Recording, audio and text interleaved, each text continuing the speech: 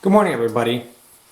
I apologize for my voice, but I've had a cold that does not seem to want to go away, and so I didn't want to put off making this video anymore. But a couple of weeks ago, I made a quick video asking for ideas on new videos that I could do, and this is the first video that I'm making in response to some of my viewer suggestions. Right off the bat, I want to thank KMTom89 for suggesting that I do a bank line versus paracord shootout video. And so that is what I'm doing right now. Now, pretty much everyone knows about paracord that has watched any of these survival wilderness skills types videos. Probably some of the most popular videos I've got on my page are my paracord bracelet videos. And so this is paracord right here. It's also it's called paracord because it is actually used to be used for in the military for parachute cord and for the lines on parachutes. It's also known as 550 cord, and that's because it has a 550 pound tensile strength to it. Where it gets that strength from is from an outer sheath that is 200 pound test, and then 7 inner strands. This is real paracord that I'm talking about now, not just paracord, not just sportsman line. Sportsman line has a fuzz on the inside. It doesn't have these individual strands. But on the inside, you've got 7 strands. 1, 2, 3, 4, 5, 6, 7 inner strands. And each inner strand can actually be separated out into 3 substrands. The inner strands are 50 pounds of tensile strength. The outer sheath is 200 pounds of tensile strength. And so that's where you get the 550 or 550 pounds. I've carried paracord with me when I'm in the woods all the time. It's really a nice product. I use it for everything from lashing together different things that I might want to use in the woods, tripods or different types of tools that I want to use. I use it for building my shelters. I use it for pretty much anything that you can imagine. I've done a little bit of trap building snares with 550 cord. It's not great for that, and I'll talk about that a little bit later. This is bank line. This is actually fishing line. When I did a search on the internet for bank line, I found it on Dave Canterbury's site, and I also found it on the canteenshop.com. This I actually bought from the canteenshop.com. It comes on a spool like this, and this spool is number 8. This is number 18 bank line, and that I'll tell you that in a little bit. It was 250 feet of cord.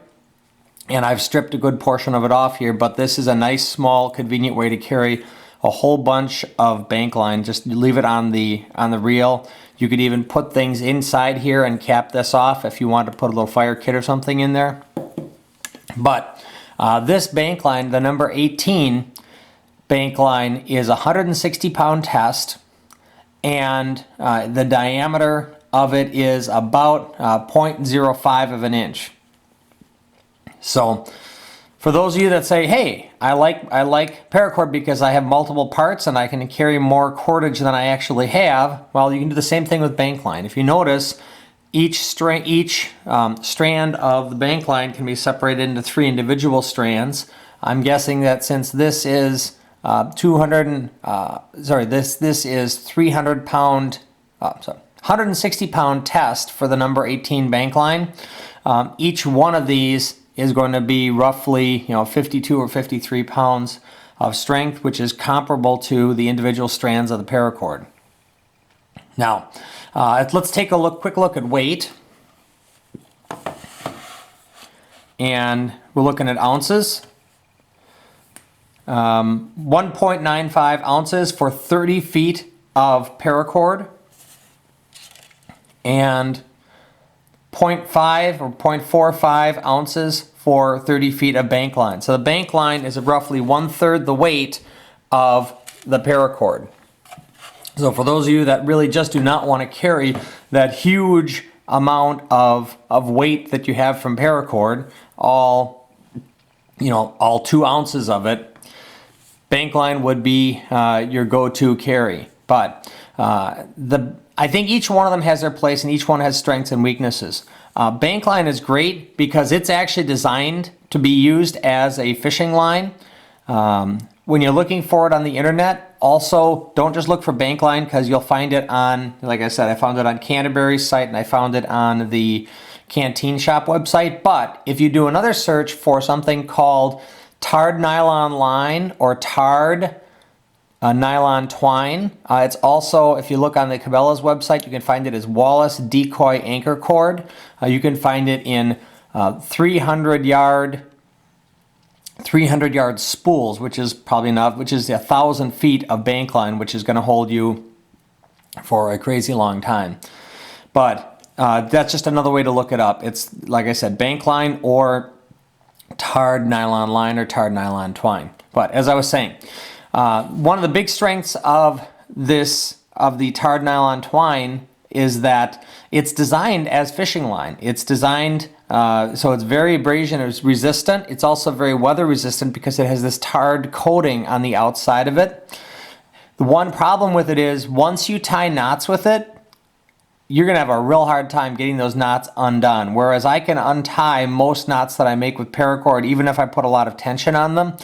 Once you put a lot of tension on this stuff, it's going to stay knotted up. And so you may end up needing to cut it, but getting knots out is going to be kind of tough. That's a trade-off, but it's a lot lighter, and it's just a different approach to carrying cordage besides only carrying the bank line. My thought is I'll always carry some paracord with me, but I'm also starting to carry bank line with me just because of the things that it will do that the paracord won't do. And if I was making a really small tin type survival kit, I would definitely carry probably number 18 bank line in that kit.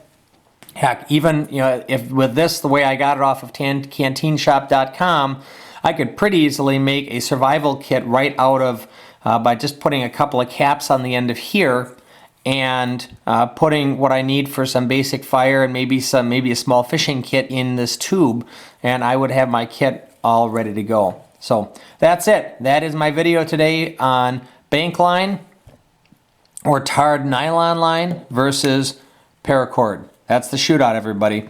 I hope you enjoyed the video today. I hope you learned something.